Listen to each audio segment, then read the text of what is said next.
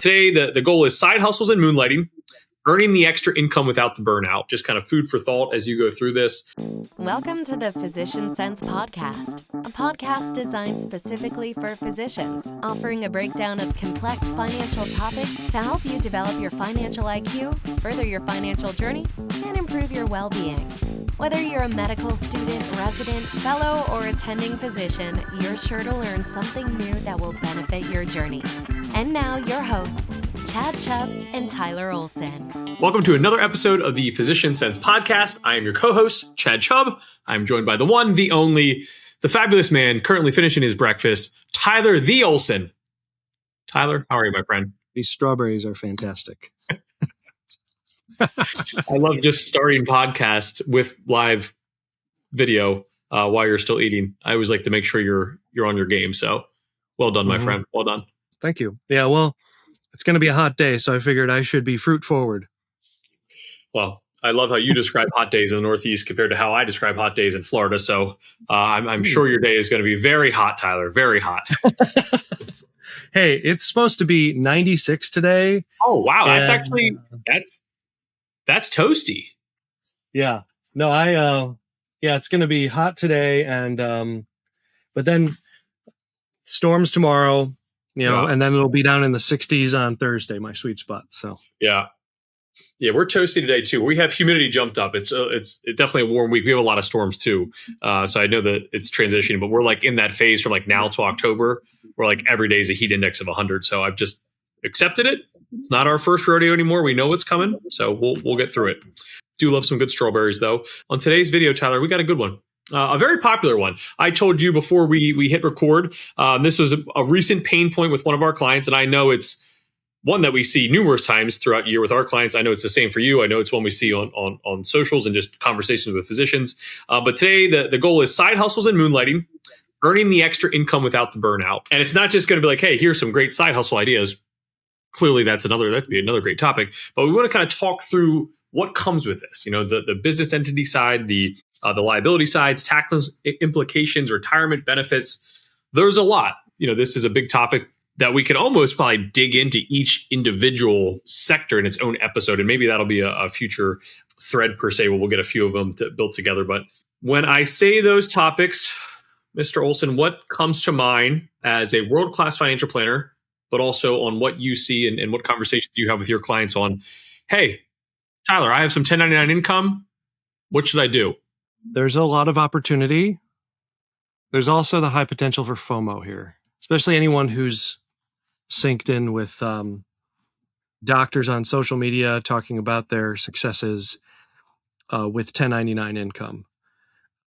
And I really don't mean to like downplay the benefits. I do love it. It's just, we got to not look through rose-colored glasses, is what I mean. There's just more to do. It's kind of like the romanticization of real estate investing. It can be good, but you're starting a business. So you don't just say, yeah, I'm going to do that. And then suddenly you're living the high life. It takes a lot of work and organization and determination to maintain too. Because there's additional taxes, there's benefit decisions that have to be made, there's additional professional liability risk to consider. So I'm not down on it at all. I just think that doctors who are contemplating this, they need to understand what it really, really is. So, and if they approach it the right way, it can be a fantastic way to reduce their lifetime tax liability, to earn more income, to create more autonomy of how and where they work. It's all great things. You just gotta do the work.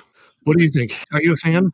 Yeah, I think your points are perfect for the conversation I had with my client, because the conversation we had with her was that the amount of time and effort she already spent on this topic, because the other thing we forget to sometimes put into the equation is you are a physician.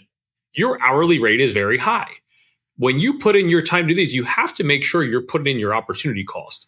And in this pain point in particular, where I think it will end up fine in the long run, it likely got overcomplicated too quickly. And then we had the conversation of just think about how many hours you put in. And that's also with, I'd say our team is very good at what we do and we try to expedite things.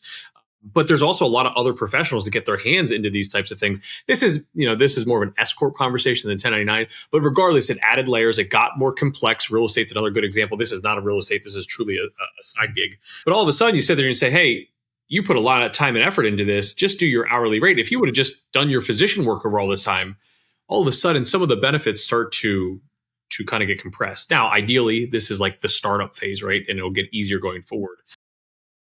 But we're big fans. I love the idea of anyone becoming a business owner, even if it is a side hustle, even if it is moonlighting. I think it does open a lot of opportunities. I think some of the notes that I have on my other screen is, right, why do physicians even look for side hustles? Well, it's likely because salaries have not moved much. We haven't had as many inflation boosts. We could still argue underpayment, which again, we could, I know we always defend our physicians for that. Student loans, right? Maybe paying those off sooner if they're not going for PSLF. This is also going to become a problem as we go forward when now we have those loan limits getting a lot smaller. Private loans are going to be a bigger part. And overall, just burnout, right? 55% of physicians, experience burnout.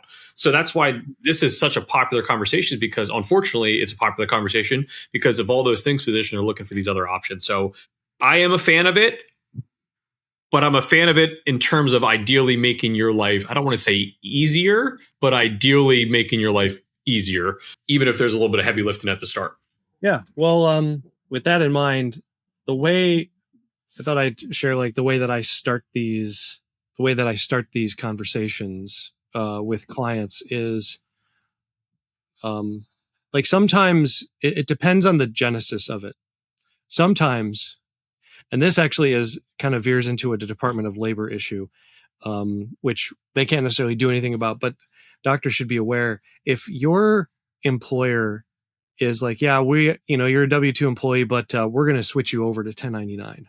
That's actually putting them in danger a little bit, because if there's a job that is an employee role, then technically it's not interchangeable with a 1099 role because you're an employee. Now, whether the DOL is going to like find out about it and whether there's going to be consequences, I think the risk of that is very low. But I think that the idea of being approached by an employer and being like, we're going to switch you to 1099 is a bit slimy, even if it ends up being like a better deal.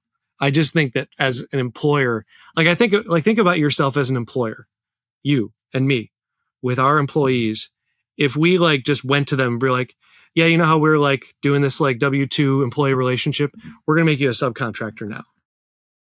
It's very cold.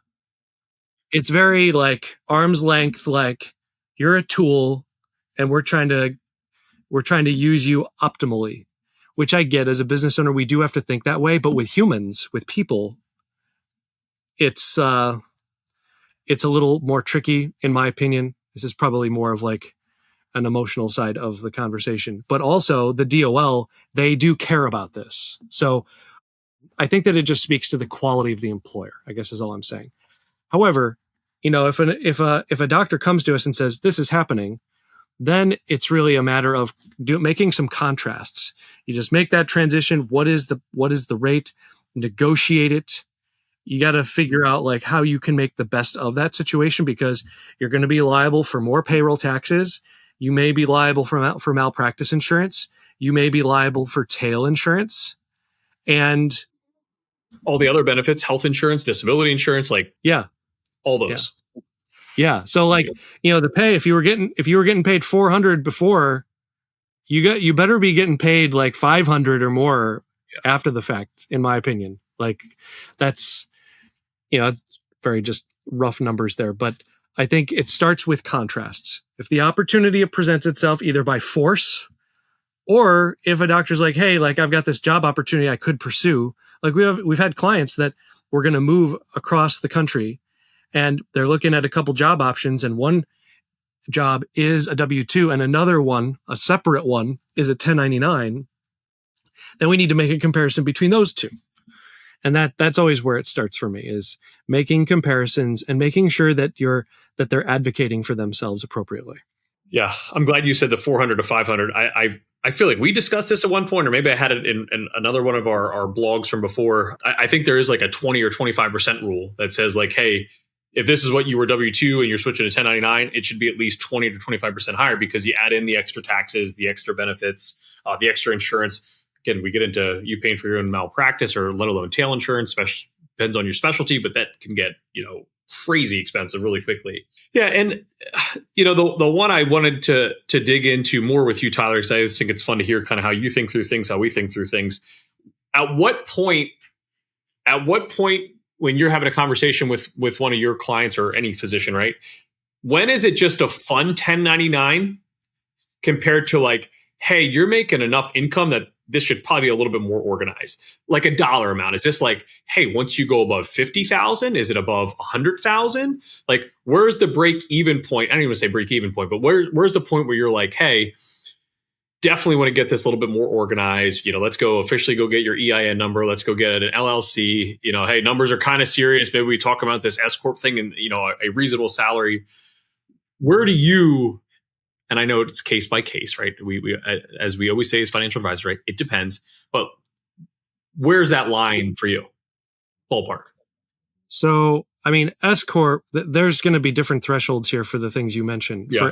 For S Corp election, it's going to be much higher. Yeah. Because of the QBI deduction. So, for those of you that don't know, when you have your own business, there is a deduction called qualified business income deduction. It essentially allows you to deduct 20% of your business income as a deduction on your personal tax return. Now, it ends up, because like if you're a sole proprietor, or a LLC, but it's just basically a pass through and there's no S Corp, especially, then it's all just funneling into your personal return anyway. So it functions as a really nice deduction, but that's net income. And when you file S Corp election, you are going through the process of establishing payroll for yourself. And payroll is an expense to the business that reduces the net income of the business, that then subsequently reduces the benefit of the QBI deduction. And the reason why people do S Corp election is to be able to try to reduce FICA taxes on the portion of their income that is not the reasonable salary. So let's say, if you're a doctor who's got like $70,000 in net business income, it's not going to make any sense to do QBI because, I guess I don't know. There's a lot of other details. I guess if they're substantially making money elsewhere on a W-2 and the Social Security tax is being taken out over there, then it's just basically the Medicare tax, the 3.6, right? Yeah. 3.6. So what you're doing though is you're stepping over a quarter to pick up a dime. So you got to be careful not to be wasting your time. Secondly, with the S Corp there's additional administrative and accounting fees involved because you have to do payroll. That may be you doing it yourself through Gusto, or you may be employing a firm to do it for you. It's going to involve additional work with tax preparation, which usually means that your accountant is charging you more money. So, and I'd say the bare minimum difference in cost is at least $2,000 per year. So if you're down like below 100K, S Corp is not even a conversation at all. But like, as far as other things like, going through the rigor of EIN, LLC, that to me isn't so much a dollar amount as it is the longevity of the work we're talking about.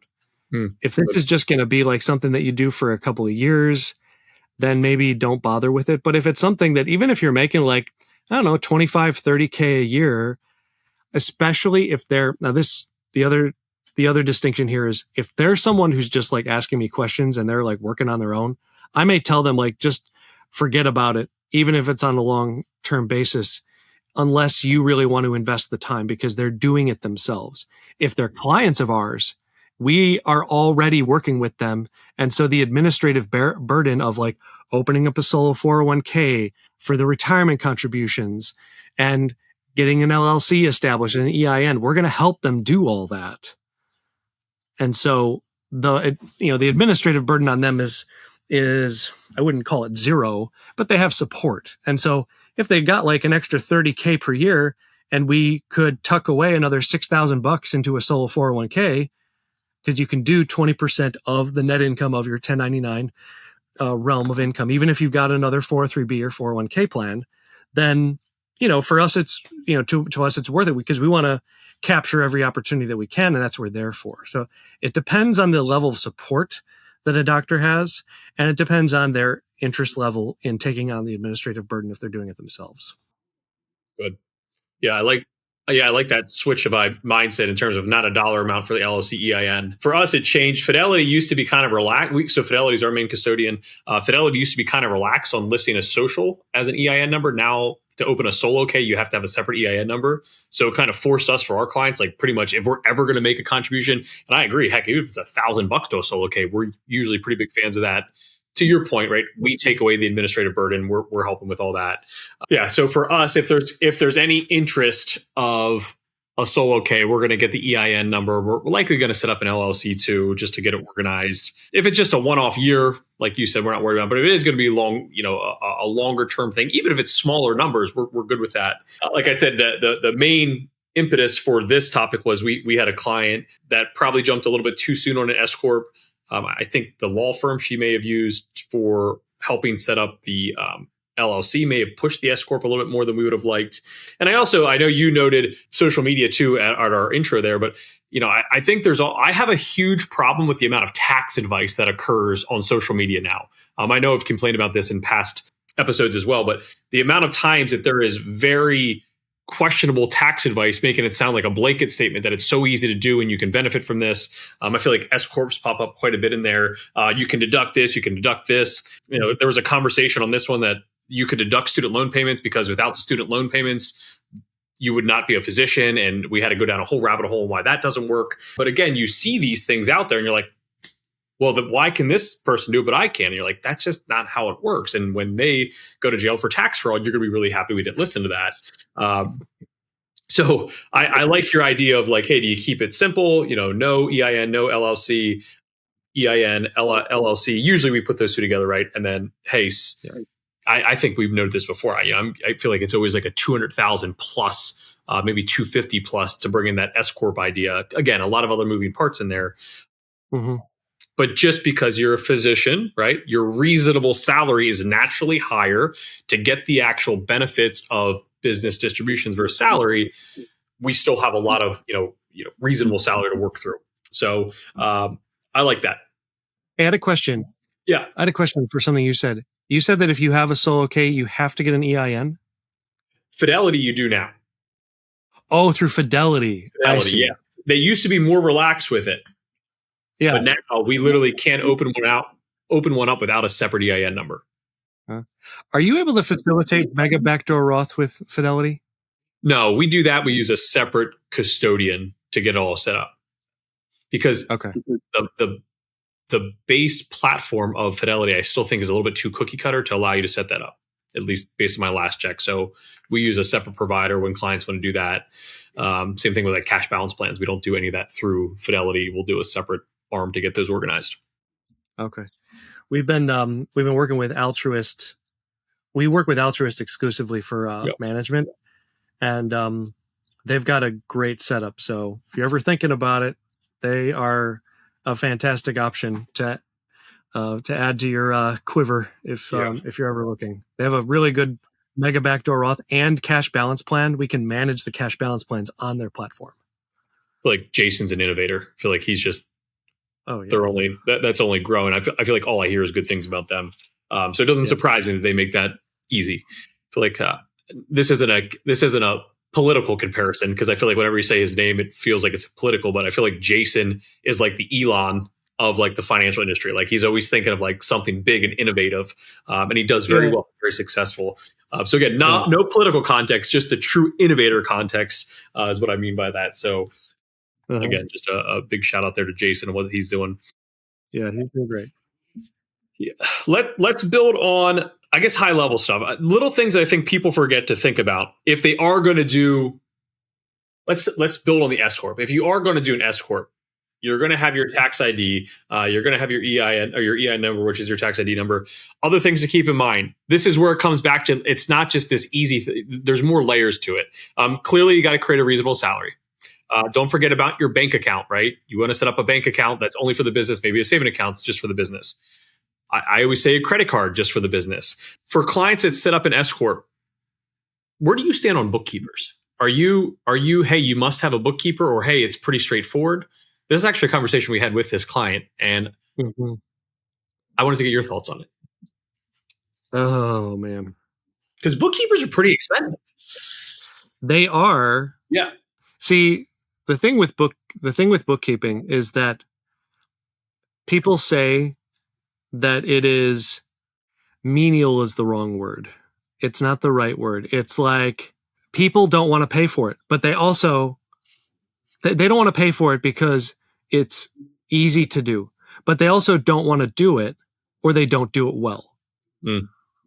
I compare it to cleaning your house, because people obviously, like a lot of people, just clean their own homes, but they may not, and other people may be like, no, I'm gonna hire that out. I'm gonna pay someone else to do it.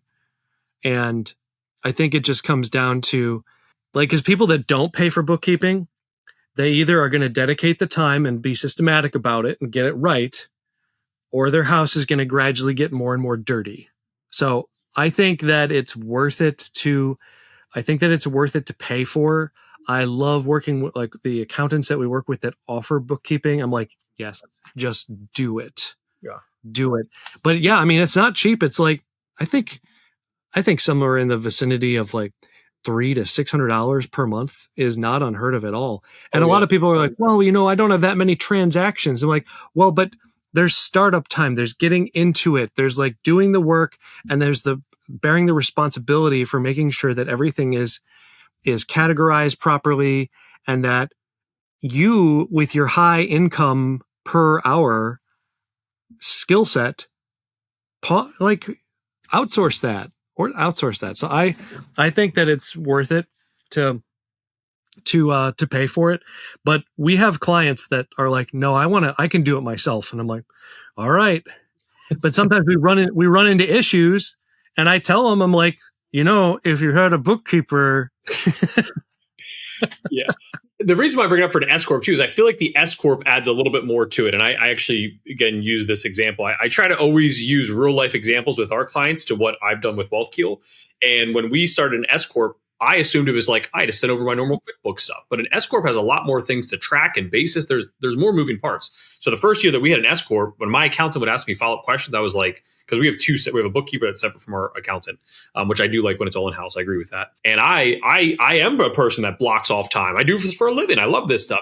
And I still was not organized enough. So that was my push to create a bookkeeper. We also have some moving parts. We have 4 employees and moving benefits and all that stuff. But I do think, at a minimum, if you have 1099 income, you should at least get comfortable with the idea of having a QuickBooks account. If you're not an S Corp, I think you can probably get away with keeping it relatively organized if you don't have a lot of transactions, but you need something to stay organized. And to Tyler's point, if you can't dedicate an hour, 2 hours per month to track that, pay someone, right? Again, do your hourly rate. You are a physician. You get paid very well from an hourly perspective. And the other part is, like, if there's a mistake, other professionals have to own that. And that's one of the biggest benefits to hire an accountant is, even if you file the same return, if they made a mistake, they're on the hook for that. They fix it. They have insurance in place. Where if you make that same mistake, it doesn't work out that way. You got to cover that. You got to pay the taxes. You always got to pay your regular tax bill, but you got to pay the interest and penalty. So I wanted to note that was another side question we had in there. I know we're kind of coming up on our sweet spot here. Like I said, this is the topic we can build on for days. What else should we add on? What are other big items in here when you're thinking through the extra income? I mean, once you've made that comparison to like a W-2, I guess I should speak a little bit more to what that involves. So if your health insurance is cared for through the W-2 and it's not through the 1099, what is that going to cost you? The same thing with malpractice insurance. And also, like, the type of malpractice insurance and tail insurance risk that you have with your employee job. Because sometimes with the employee job, there is tail insurance risk, like where you're gonna have to pay the tail if you leave. So it isn't always like, oh, it's better with the employer. is I guess what I'm trying to say, the W-2. So, but you have to like write all these costs out and figure out what is the additional tax liability associated with the 1099 income, and and then on the pro side, what are the deductions that you'll be able to deduct that you normally wouldn't, like CME, other equipment related to your job. If you have a home office that you legitimately do work, then you may be able to write off mileage from that home office to satellite locations to where you're going. And then the solo 401k, 20%, if you're just doing a sole proprietorship. There's a lot of things to keep track of. So you got to like write all these out. And then based on the comparison, if the 1099 works and it's within the environment and such that you like and you want, then it can be really great. Then you got to build out the business. So then you got to lay out tasks and be like, okay, now I got to set up the LLC, get the EIN, open up the business checking account, open up a sole 401k. If your income on the 1099 side is substantial, like I'd say north of $500,000, probably more, maybe a cash balance plan is worth considering, and hire professionals to help you with this. Even on a one-time basis, you can get planners to help you to like give you guidance on clearly like how to set up these accounts, how to organize your cash flow, in what order to do these things in. Other services you'll want on an ongoing basis, like tax preparation, bookkeeping, like we were just talking about. Or if you want to loop it in with your existing financial advisor relationship, if they're any good, they will want to help you with this because it will add value to you. So it's like you want to build the professional network around you to make this a success. Yeah, I think my big takeaway, again, just kind of using the most recent example that we had in-house, is in terms of just true 1099 or maybe an EIN and LLC, it's pretty smooth to get a lot of this set up and organized. Not a huge requirement. Clearly, the more that grows, you're going to add layers to it. Once you make that leap to an S Corp, it adds more to it. So just make sure you're running the numbers. And even if you think you're going to have a spike in 1 year, but you don't think you're going to maintain that should have a big piece of this as well, whether that's from the S Corp side or even just the EIN LLC side. If you're just a one-off year with some 1099 income, probably don't stress to make this overly complicated. But I think you covered it really well in the benefits, and whether it's a little bit into a solo K, maybe you finally get a chance at a mega backdoor Roth IRA, maybe you can crank up a cash balance plan. You can really get some things going here. And remember, none of that requires an S Corp as well. Now, if your income's high enough to do those, we can probably make a case that S Corp is going to make sense to save some tax dollars. Again, the big win there is reasonable salary versus those business draws to avoid that FICA tax. But no, I think that's good to talk through some big things. And again, just items that we see on a daily basis, but more recently that we've seen here. So side hustles, moonlighting, extra income without the burnout, just kind of food for thought as you go through this. As always with these episodes, if you have specific questions or want us to dig into something more, let us know. That's where we really love to build this content. What do you think, Tyler? Anything else to add in closing? No, I mean, if I can come up with something, I would, but I think we've said it all. Perfect. All right. Catch you on the next one, my friend. Sounds good. See you, man. See you, Tyler. This information is for general purposes only. This information is not intended to be a substitute for specific professional financial or tax advice, as individual concerns vary. Please see a financial professional, CPA, and/or an attorney in regards to your own individual situation. Wealth Heals Advisory Services and Financial Planning offered through Vicus Capital Inc., a federally registered investment advisor. Olson Consulting LLC, offering advisory services and financial planning, is a state-registered investment advisor.